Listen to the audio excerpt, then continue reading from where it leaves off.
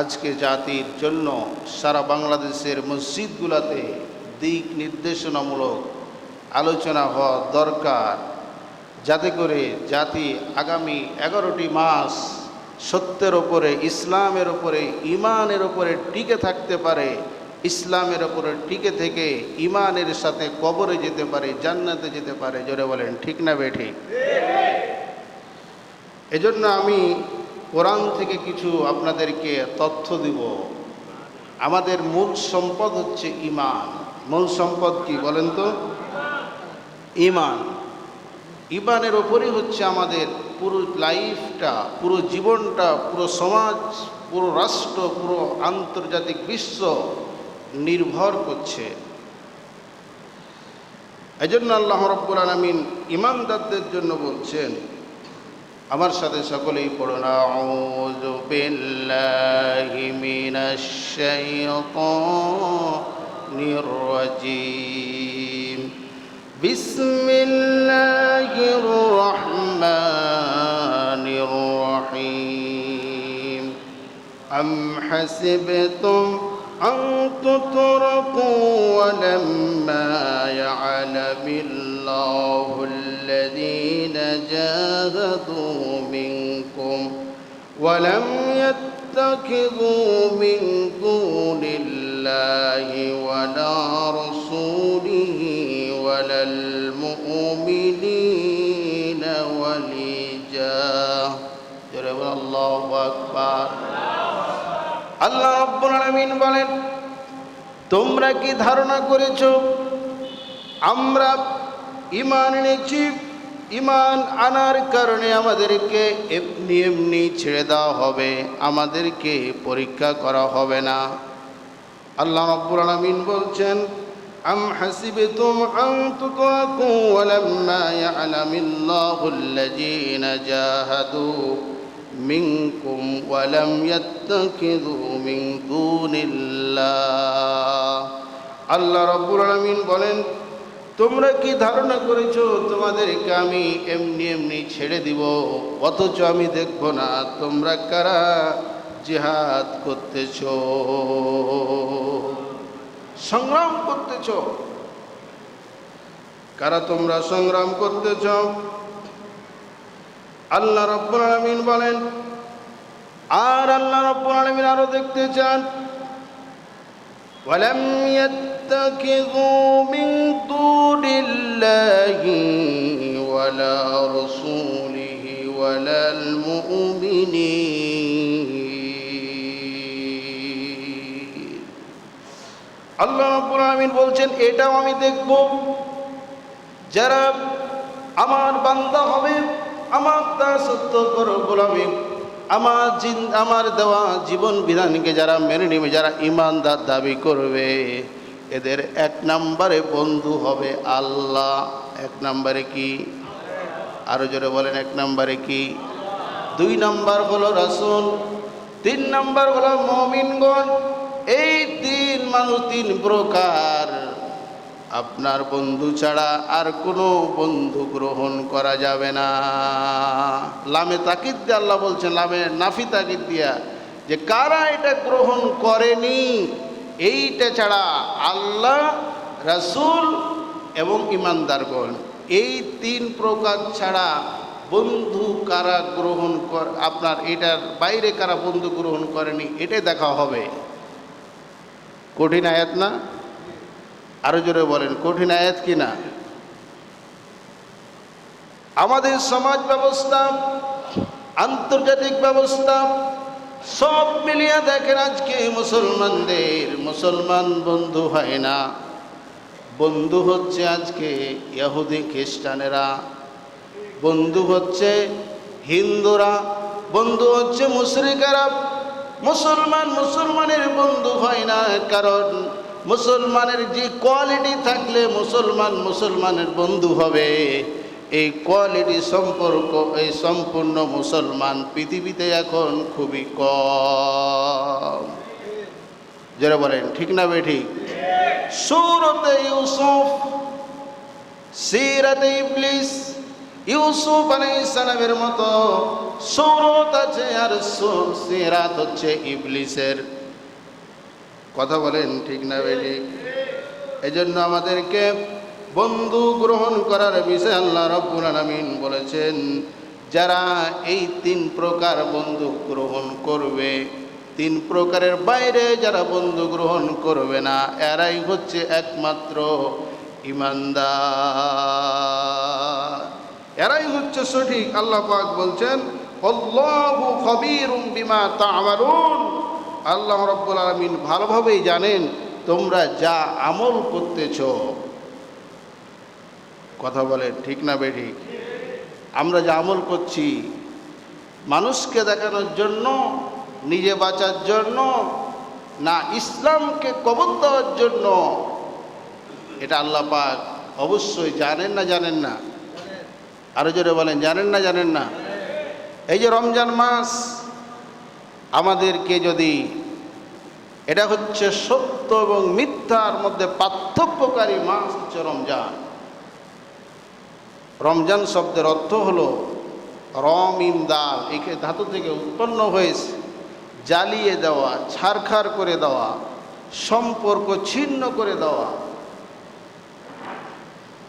যেই রমজান আপনার গুনাহকে জ্বালিয়ে দিতে পারল, ওই রমজান আপনার জন্য জান্নাতের সার্টিফিকেট দিতে পারে। আর যে রমজান আপনার গুনাহকে জানাতে পারল না, বুঝতে হবে আপনি রমজানের যোগ্য লোক হতে পারেন নাই। জোরে বলেন ঠিক না বেটি? ওই রমজানের মতন হবে না। নাম রমজান আলী সমাজে আছে না নাই? নাম রমজান আলী, রমজানের রোজা একটাও করে না, আবার দাবি করে মুসলমান। এরকম 2-4টা এই আপনার কপাল পোড়া আছে না নাই? অথচ এই রমজানের সিয়াম হচ্ছে ফরজ আইন, প্রত্যেক মুসলমান নারী এবং পুরুষের ওপরে। রমজানের সিয়াম কি ফরজ না সুন্নাত? কেউ যদি মাসালা এটা জেনে নেন, কেউ যদি ইচ্ছাকৃতভাবে রমজানের রোজা ছেড়ে দেয়, ইচ্ছাকৃতভাবে রমজানের রোজা ভঙ্গ করে, তার বিষয়ে হযরত আবু হুরায়রা রাদিয়াল্লাহু তাআলা হাদিসটা তিরমিজির মধ্যে বর্ণনা করেছেন।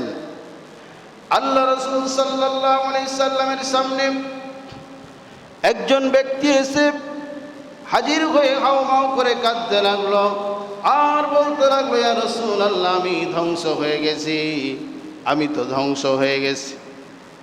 আল্লাহ রাসূল সাল্লাল্লাহু আলাইহি সাল্লাম বললেন, ও সাহাবী, তোমার কি হয়েছে তুমি বলো। ওই সাহাবী বললেন, ইয়া রাসূলুল্লাহ, আজকে রাতে আমার স্ত্রীর সাথে আমি মিলন করে ফেলেছি, স্ত্রীকে ব্যবহার করে ফেলেছি, ইবাদত বন্দেগী করে ফেলেছি স্ত্রীর সাথে। আল্লাহ রাসূল সাল্লাল্লাহু আলাইহি সাল্লাম বললেন যে ঠিক আছে, এখন তোমার বাঁচার রাস্তা হচ্ছে একটা রোজা তুমি নষ্ট করেছো, এই রোজার বিনিময়ে তোমাকে 60 জন মিসকিনকে খাবার দেওয়া লাগবে। যেটা বলেন কয়জন? 60 জন মিসকিনে খাবার দেওয়া লাগবে। গোলাম অথবা তোমাকে গোলাম আজাদ করা লাগবে। ওই সাহাবীকে বললেন, এটাও যদি না পারো তাহলে তোমাকে একটানা 2 মাস রোজা রাখা লাগবে। সর্বশেষ মত হচ্ছে এটা, যে কেউ যদি ইচ্ছাকৃতভাবে রোজা ছেড়ে দেয়, তার কাফফারা হচ্ছে তাকে সর্বশেষ আপনার 2 মাস একটানা রোজা রাখা লাগবে। এর মধ্যে যদি একদিন রোজা বাদ দিয়ে দেয়, যেমনভাবে 60টা রোজার মধ্যে আপনার দেখালো 59টা রোজা রাখলো, আর কয়টা লাগবে? একটা। 59টা, তারপরে কয়টা লাগবে? 59টা যাওয়ার পরে সে বাদ দিয়ে দিল আবার। 59 যাওয়ার পরে কি বাদ। এখন এই মাসলাটা কি হবে? 59টা হয়ে গেছে, এটা গন্তির মধ্যে আসবে না আসবে না? আপনারা কি বলেন?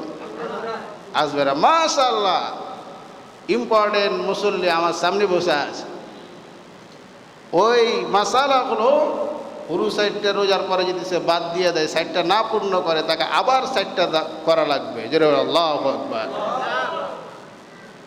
তাহলে রোজা, রমজানের রোজার গুরুত্ব যে পাগল বুঝে না, এই পাগলের কপাল পোড়া না ভালো? আরো জোরে বলেন, পোড়া। সম্মানিত উপস্থিতি, এই রমজান মাস আমাদেরকে বন্ধু নির্বাচন করতে শিখানো। 1 নাম্বার আমাদের বন্ধু হবে কে? আরো আস্তে করে বলেন, কে? কারণ আপনারা যদি আল্লাহর নামটা জোরে করে নেন, পৃথিবীর এক শ্রেণীর ইবলিস আছে যারা খুবই অসন্তুষ্ট হয়। আর ইবলিস যদি অসন্তুষ্ট হয়ে যায়, তাহলে আল্লাহর জান্নাতে যাওয়া সহজ হয়ে যাবে।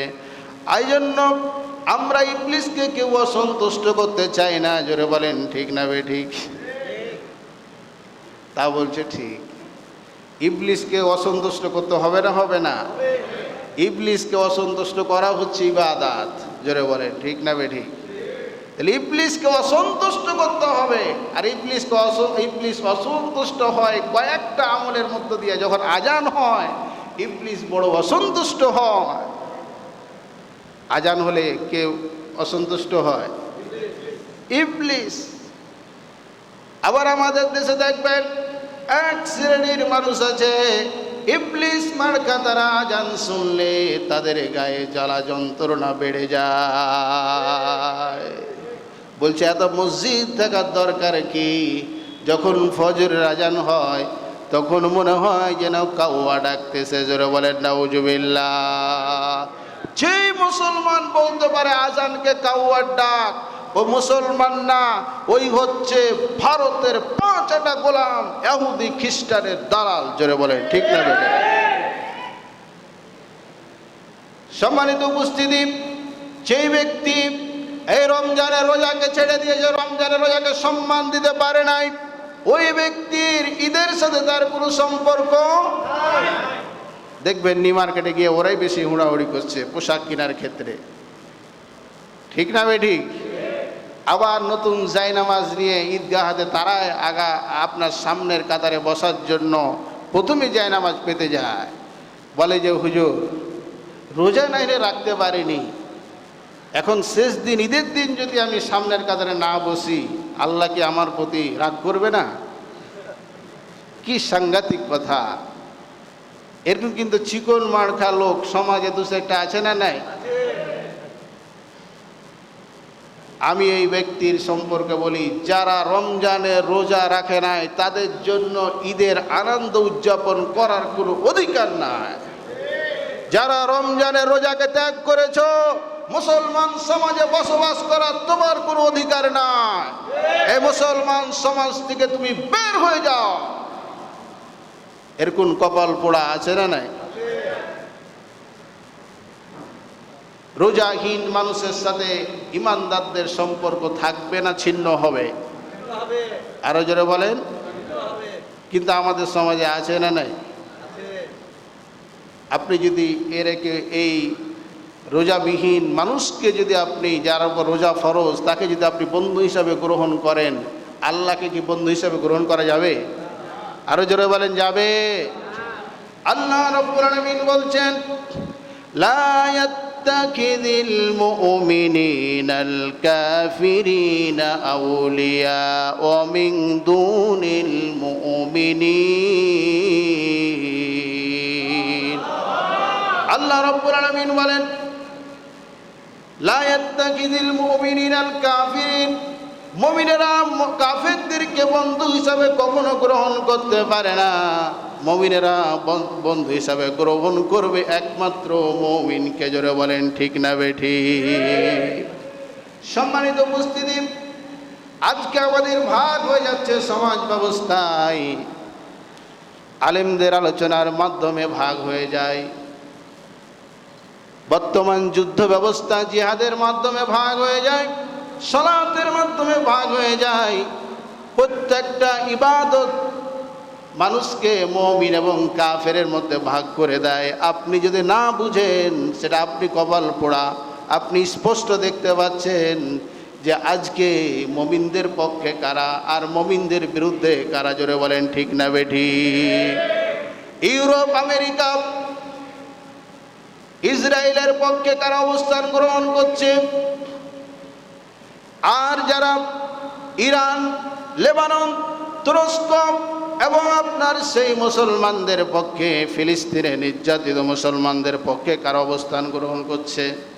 এটা হচ্ছে ইমানের কিন্তু মানদণ্ড। কারণ কোরআনে আল্লাহ বলছেন যে অমিন দুনিল মুমিনিন, মুমিন ছাড়া মুমিনদের কেউ বন্ধু হতে পারে, আরো জোরে বলেন পারে।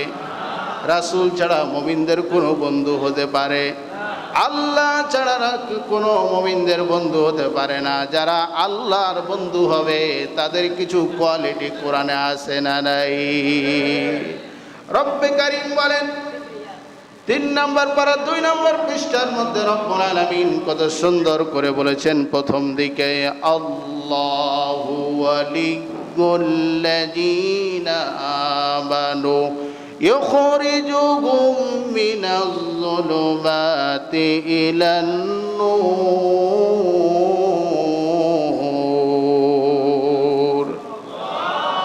আরো জোরে জোরে বলে আল্লাহু আকবার। আল্লাহ রাব্বুল আলামিন বলছেন, আল্লাহ বলছেন আমি নিজেই মুমিনদের অভিভাবক। জোরে আল্লাহু আকবার। আল্লাহ যাদের অভিভাবক এদের জন্য আল্লাহ রাব্বুল আলামিন বলেন আমি আর ওই বান্দাগুলিকে ইখরিজুহুম, তাদেরকে আমি বের করে আনি, মিনাজ যুলুমাতি ইলান নূর। মিন মানে হতে, যুলুমাত মানে হচ্ছে অন্ধকার। কোরআন ছাড়া যত বিধান আছে সব হচ্ছে অন্ধকার, ইসলাম ছাড়া যত বিধান আছে সব হচ্ছে অন্ধকার। জোরে বলেন ঠিক না বেঠিক? সব হচ্ছে অন্ধকার। আমি তাদেরকে অন্ধকার থেকে আলোর দিকে নিয়ে আসি। অপরপক্ষে ওয়াল্লাযীনা কাফারু আউলিয়াউহুমুত তাগুত ইখরিজুনাহুম মিনান নূরি ইলাজ যুলুমাত। আরো জোরে জোরে বলেন ঠিক না বেঠিক? আল্লাহ রাব্বুল আলামিন বলছেন যারা কাফের, এই কাফেরদের বন্ধু হচ্ছে তাগুত। তাগুত মানে হলো ইবলিস। ইবলিসের কাজ হলো আলোর দিক থেকে তাদেরকে অন্ধকারের দিকে নিয়ে যায়। আলোর দিক হলো, আলোর পথ হচ্ছে সমস্ত সৎ আমলগুলা, আলোর পথ হচ্ছে কোরআন, আলোর পথ হচ্ছে ইসলাম। জোরে বলেন ঠিক না বেঠিক? ইসলামের পথ থেকে, আলোর পথ থেকে, সৎ আমল থেকে অসৎ আমলের দিকে যারা নিয়ে যায়, এটা হচ্ছে ইবলিসের কাজ। এখন বলেন তো দেখি, আমাদের দেশে এক শ্রেণীর মানুষ আছে, এক শ্রেণীর লোক আছে, এক শ্রেণীর আপনার দল আছে, এক শ্রেণীর গোষ্ঠী আছে যারা ইসলাম রাষ্ট্রীয়ভাবে কায়েম করতে চায় না, ইসলামী তাজুদ তামাদ্দুন নিয়ে নিজের জীবন গঠন করতে চায় না, পারিবারিক জীবন গঠন করতে চায় না, যারা আন্তর্জাতিক অর্থনৈতিক কোনো ক্ষেত্রে ইসলামী শাসন চায় না। এরা কি আল্লাহর বন্ধু না শয়তানের বন্ধু? ও ভাইরা আমার, ও মুসল্লিরা আমার, ভালো করে খেয়াল করেন। আপনি ইহুদিদের দেওয়া সুদের অর্থনীতির উপরে জীবন পরিচালনা করবেন। এই অর্থনীতি দিয়ে আপনি মনে করছেন যে রমজানে ভালো ভালো ইফতার খাইলাম, এই অর্থনীতি দিয়ে বড় সুন্দর জামা পরিধান করলাম, এই জামা পরিধান করে সুদের টাকা, সুদের অর্থনীতি দিয়া এই জামা পরিধান করে ঈদগাহে গিয়া জোরে জোরে তাকবীর দিলাম, বুঝি আমার আল্লাহ আমার প্রতি সন্তুষ্ট হয়ে জান্নাতের 8টা দরজা খুলে দিয়েছে। সহজ? সুদখোর কার দুশ্মন? আরো জোরে বলেন কার দুশ্মন? আল্লাহ রাব্বুল আলামিন বলছেন ফাইল্লাম তাফআলু ফাআযানু বিহারবিম মিনাল্লাহি ওয়া রাসূলিহি। জোরে বলেন আল্লাহু আকবার। কোরআনে আল্লাহ বলছেন সুদ যারা খায় এরা যুদ্ধ করে আল্লাহর বিরুদ্ধে, রাসূলের বিরুদ্ধে। জোরে বলেন নাউজুবিল্লাহ। যারা আস্তে করে নাউজুবিল্লাহ পড়লেন, বুঝি সুদের সাথে মনে হয় তাদের কিছু সম্পর্ক আছে। জোরে বলেন নাউজুবিল্লাহ। আমি ওয়াজ করব, আপনি ঘুমাইবেন। এটা কি মসজিদ না বিছানা? বলেন তো, মসজিদ না বিছানা? মসজিদ। কিছু মুসল্লি আছে সারাদিন আপনার পরিশ্রম করার আসার পরে মসজিদে এসে হুজুরের ওয়াজ কানে না নিয়ে শয়তান কানের মধ্যে সুন্দর একটা ফুদে দিল, আর ঘুম চলে আসলো চোখে। হুজুরের ওয়াজ একদিকে, ঘুমে মুসল্লি পাগল। এরকম কিছু মুসল্লি আছে না নাই? আরো জোরে বলেন, আছে না নাই? ওয়াজ শোনা হয়েছে ওয়াজিব, আর ঘুমা কি বলেন? মসজিদে ঘুমা কি? ঘুম পারলেন, অজু নষ্ট হলো। ওই অজু তো আপনি অজু তো করতে গেলেন না। আমি একজনও কোনো মুসল্লিকে দেখলাম যে ঘুমার পরে অজু করতে গেছে।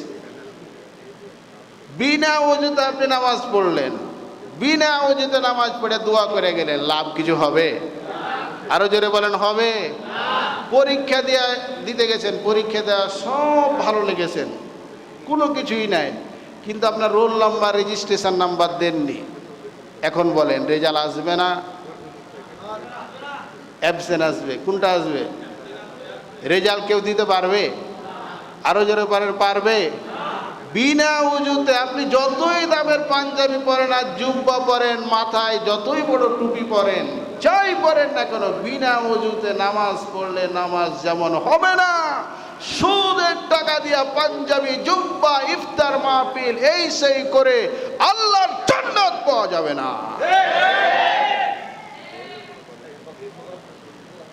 সম্মানিত উপস্থিতি, যেটা বলছিলাম, তাহলে আমাদেরকে কি করতে হবে? সুদের সাথে সম্পর্ক ছিন্ন করতে হবে। আল্লাহ এটাও বলছেন, ইয়া আইয়ুহাল্লাযীনা আমানুত্তাকুল্লাহা ওয়া যারু মা বাকিয়া মিনার রিবা ইন কুনতুম মুমিনিন। কোরআনে কি আছে না নাই? আরো জোরে বলেন, আছে না না?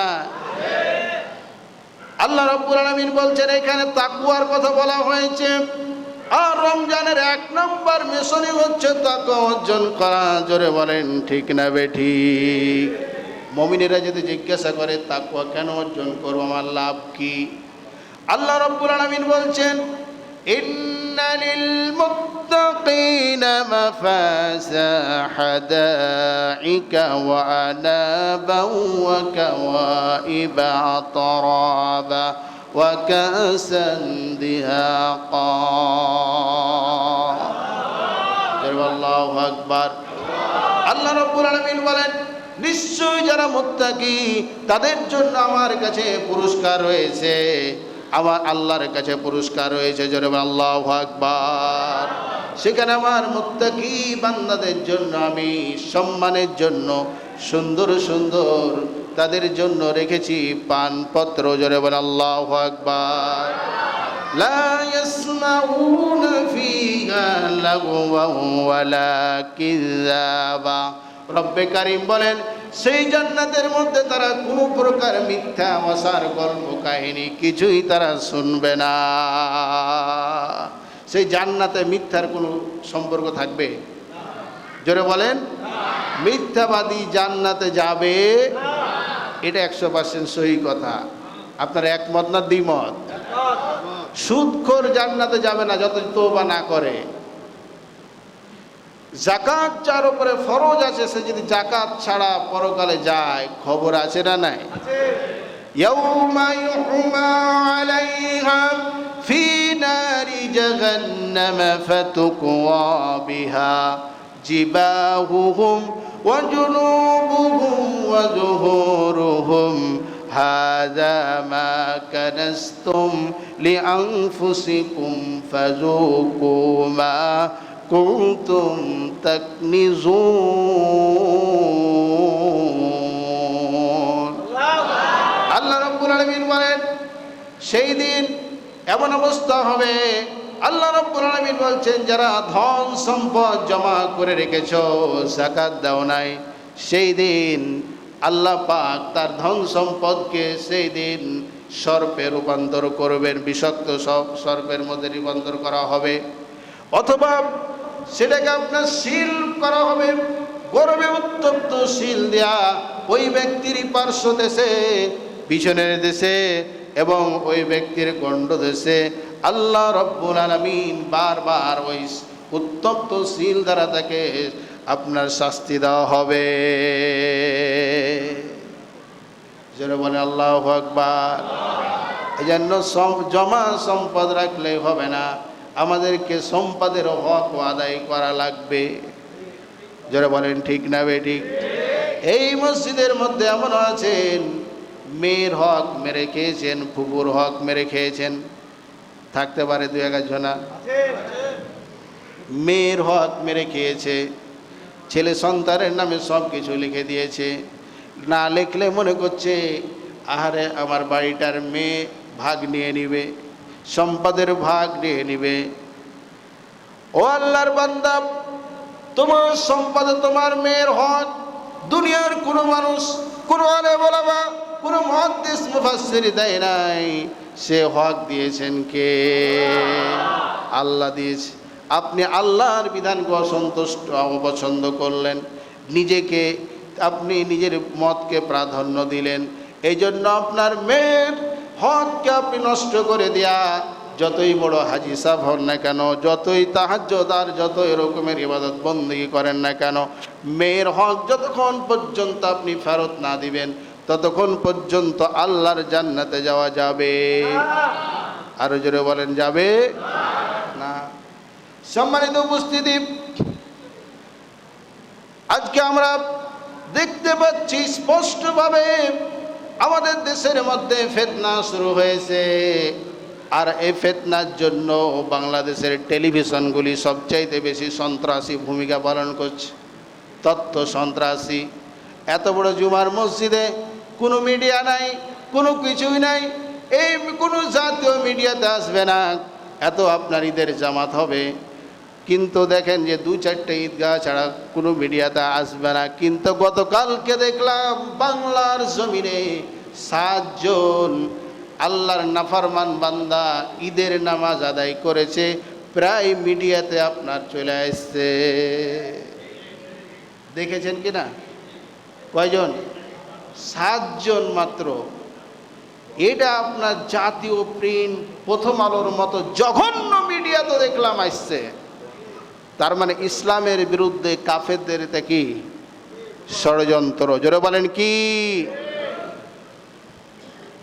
অথচ স্পষ্ট হাদিস, সহিহ তিরমিজি শরীফের হাদিসের মধ্যে স্পষ্ট করে আল্লাহ রাসূল সাল্লাল্লাহু আলাইহি সাল্লাম বলেছেন, সুমু লিরায়াতিহি ওয়া আফতারু লিরায়াতিহি, তোমরা রোজা রাখো সেই দিন যেই দিন তোমরা চাঁদ দেখবা, তোমরা রোজা ভঙ্গ করবা। ইফতার মানে ঈদুল ফিতরের এই শব্দ আপনার ইফতার থেকে কিন্তু এসেছে।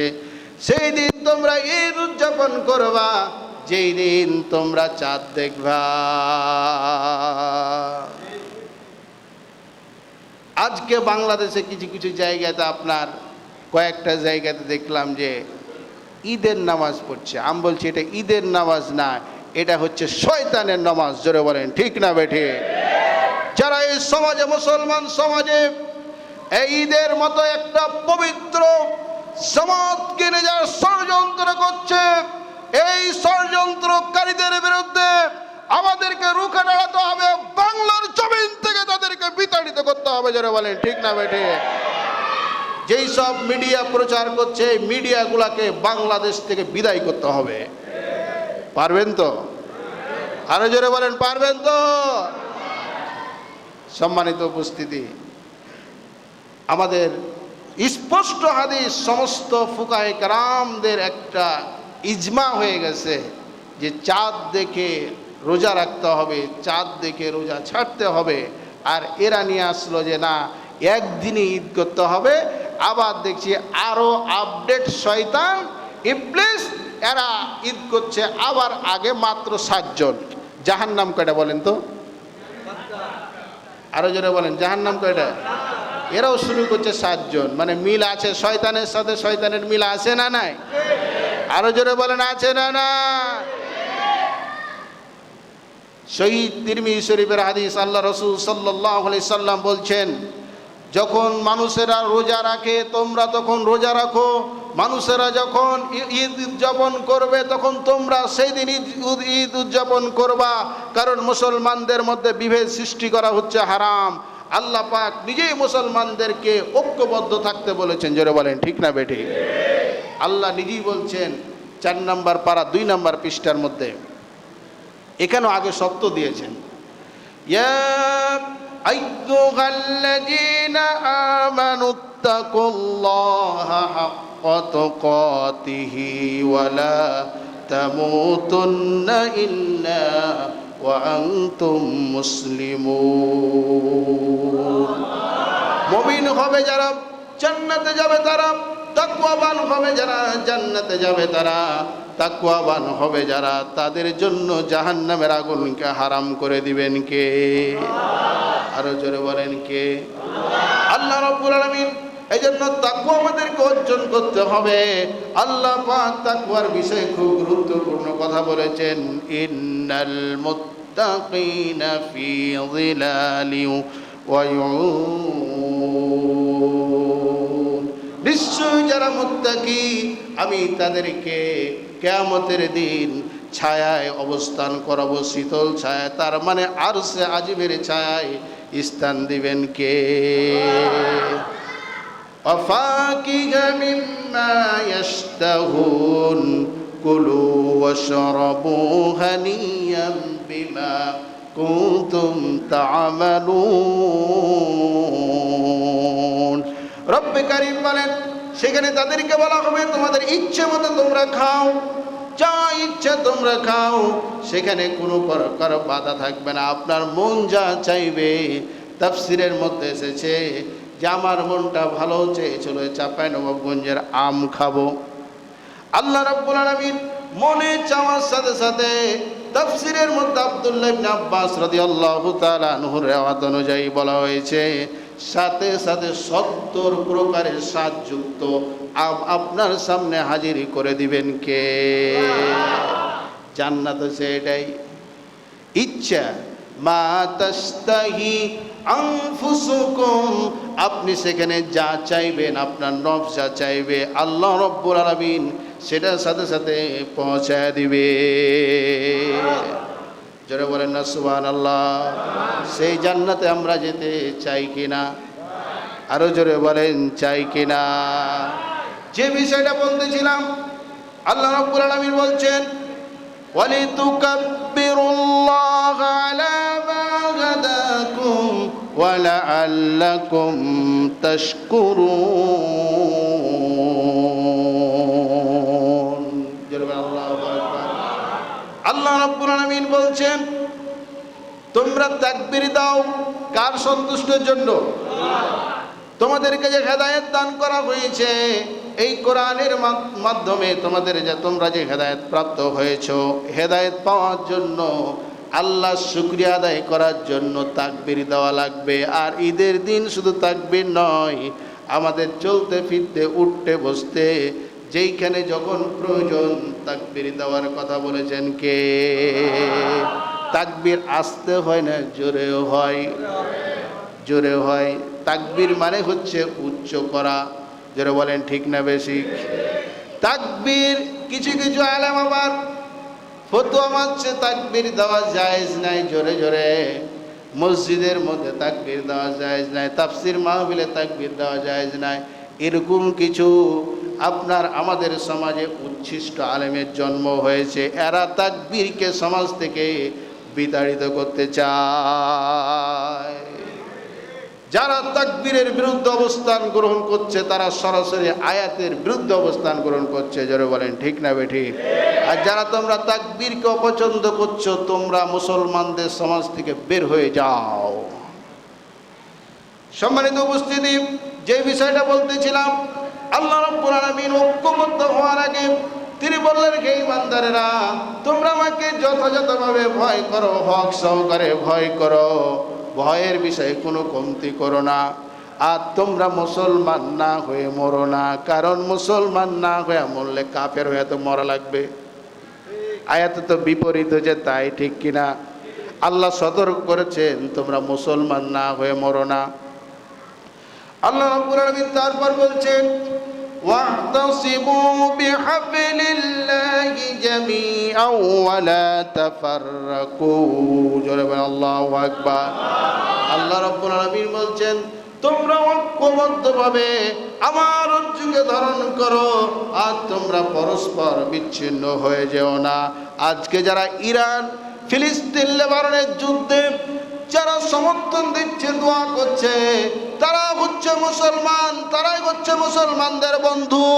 আর যারা ইরানের বিপক্ষ অবস্থান নিয়ে আমেরিকা, ইউরোপ, ইসরায়েলের পক্ষ অবস্থান নিয়ে মুসলমানদের রক্ত ঝরাতে চায়, এরা মুসলমানদের দুশমন, এরা মুসলমানদের চির দুশমন। জোরে বলেন ঠিক না বেটে? আমাদের দেশে কিছু আহুল হাদিস নামে আপনার আলেম আছে। আহুল হাদিস সবাই না, কিছু কিছু এরা বলছে যে ইরানের মানে অবস্থান হচ্ছে সৌদি আরবের বিরুদ্ধে। সৌদি আরব যদি কুত্তা পুষে, কাতার যদি কুকুর পুষে, এই কুকুরকে বিতাড়িত আরব দেশ থেকে করার দরকার আছে না নাই? ওরা কুত্তার শিয়াল পুষছে ঘাঁটি বানায় আমেরিকার সৈন্য মুসলমানকে মারার জন্য। আর যখন এরা আঘাত করছে, মিসাইল যখন আঘাত করছে, তখন মনে হয় আমেরিকা ইউরোপের ঘাঁটিতে আঘাত নয়, কিছু মুনাফিক গাদ্দার মুসলমান নামধারী শয়তান ইহুদিদের এজেন্টের গায়ে আঘাত করছে। যারা বলেন ঠিক না ভাই? সম্মানিত উপস্থিতি, আমার ফিলিস্তিনের ভাইদের ঈদের আনন্দ নাই, ইরানের মুসলমানদের ঈদের আনন্দ নাই, আমার লেবাননের মুসলমানদের ঈদের আনন্দ নাই। আর আমরা আজকে তাদের কথা ভুলে গিয়ে আমরা ঈদের আনন্দ করার জন্য পাগল হয়ে যাচ্ছি। একটু চিন্তা করেন, আপনার বাংলাদেশে যদি অবস্থা ঘটত আপনি কি অবস্থা করতেন? এই জন্য অন্তত পক্ষে মন থেকে দোয়া করবেন, উঠতে বসতে চলতে যতক্ষণ আপনার সুযোগ আছে সব সময় দোয়া করবেন যে আল্লাহ ইরানের মুসলমানকে হেফাজত করো, ইউরোপ আমেরিকাকে ধ্বংস করো, ইসরায়েলকে ধ্বংস করো। এই দোয়া করতে পারবেন না? কারা কারা দোয়া করবেন হাত তুলেন, সকলে পড়ে আমিন। আরো জোরে বলেন আমিন। রব্বানা লাকাল হামদ হামদান কাসীরান ওয়া তাইয়্যিবান মুবারাকান ফীহি।